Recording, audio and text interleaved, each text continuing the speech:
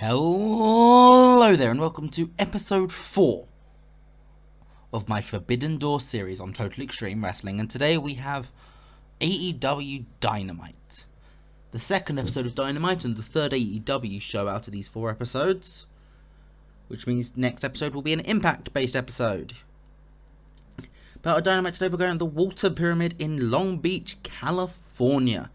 Odds 4,000, we've got 3,882 expected tonight for a stacked card featuring a TNT title defense. And let's put it this way, Miro might have got a bit too cocky on social media. Will it pay off for him though? All that and more on tonight's episode of AEW Dynamite. And the show kicks off with Hangman Adam Page's music. He comes to the ring and he starts to cut a promo. He starts to talk about how he disappeared for a while. He needed some time to himself with his family. But now he's back and he's finally got his mind straight. And now he is finally ready to take on and defeat Kenny Omega for the AEW World Championship. Omega then comes out, just on his own, just Omega. And he starts going on about how there's so many great wrestlers in this company. People who would deserve chances long before a jobber like Adam Page. People like... And Bryan Danielson's music hits. And Danielson comes out and is like, you know what? I wasn't in this casino ladder match. But that doesn't mean I have any right to complain about Adam Page winning it. He won this match. He deserves the AEW World title shot. Adam Cole comes out, interrupts again, and starts running down Bryan, talking about how he's fallen off recently. He's getting past it now. He's not quite the yes man he used to be. Met a little jab at WWE there, and this is going to lead to a tag team match on Rampage, where Adam Page will team with Danielson against Omega and Adam Cole. Gets a 74 rating, great start. First match of the night is a TNT Championship match, and it's Sammy Guavara, who defeats Lio Rush in 1724 with the 630 senton. To make his second defense of the TNT title in consecutive weeks. Obviously, no one really holds the TNT title for a long time. The most amount of defenses is 8, which is joint with Miro and Darby Allin. But you can see Sammy Guevara needs a bit longer to take on Lio Rush because he's more tired. He just faced Bobby Fish last week. Over time, his body's going to get worn out, and that's when the perfect time for someone to strike is.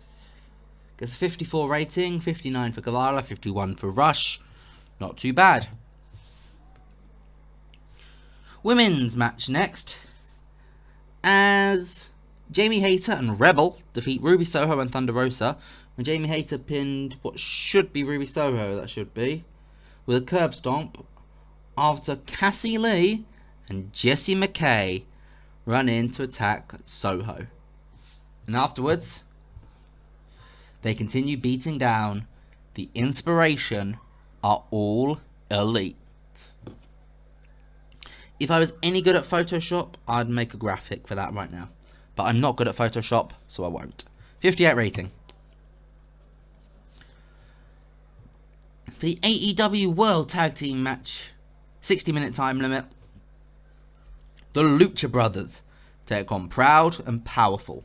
And the Lucha Brothers pick up the win when Penta El Zero Miedo pins Ortiz with the assisted Fear Factor after 27 basically, minutes. These two teams go hell and leather at it. And the Lucha Brothers make their first defense of the World Tag Titles, but Phoenix carried this match with a 76. You know what? That's not too shabby. I was hoping for a little bit better. We could do better though. With our actual tag team, this is about upper mid card. That's good. 65 is upper mid. And Penta almost got injured by Ortiz. Love that. And this is why it should have been Ruby Soho earlier in the card, who got pinned. Because now Britt Baker is coming out, cutting slack. And it's finally, and Thunder Rosa interrupts her. It's finally time for the #1 ranked to get her title shot. we're going to be getting Britt Baker versus Thunder Rosa, potentially on a Dynamite, potentially at All Out. We don't know yet, we'll find out, but gets a 65 rating. And then we get Miro with CJ Perry now in his corner. He introduced his hot wife on the episode of Dark last week.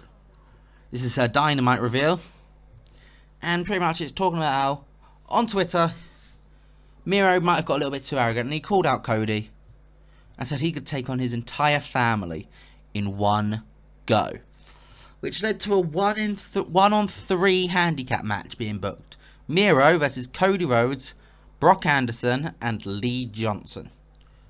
Gets a 6-6 rating for the build-up, and the match itself gets a 55 as Miro wins, making Lee Johnson tap out to the game over in literally over 7 minutes. But Miro holds his own and pretty much dominates this match. 55 rating is not shabby for a handicap match which goes 7 minutes. But you know what? We are putting over Miro strong. He's lost the TNT title, and he's just beat the entire Nightmare Factory pretty much, apart from Dustin, in one match. And then our main event sees Team Tazz, Ricky Stark, Powerhouse Hobbs, and Hook take on CM Punk, Moxley, and Eddie Kingston. And it's Starks pins Kingston with the busting Keita after just under 19 minutes. But interestingly, there's a lot of interference as Minoru Suzuki, Lance Archer, and Zack Sabre Jr. all attack Jon Moxley. And yes, that's Zack Sabre Jr. in AEW. Another Zack Sabre Jr. is all elite. Gets a 65 overall. Hook was the weak link. 23. That's not accurate. Hook's obviously the greatest wrestler. But what do we get overall on this show? I think it's not as good as last week's, which is correct. It gets a 64, which is down from I think 70 on last week's episode of Dynamite. A little disappointing, but this was a filler episode. Not every episode can be a 5 out of 5 classic. I've been Ben Chapman. I'll see you next time. Bye.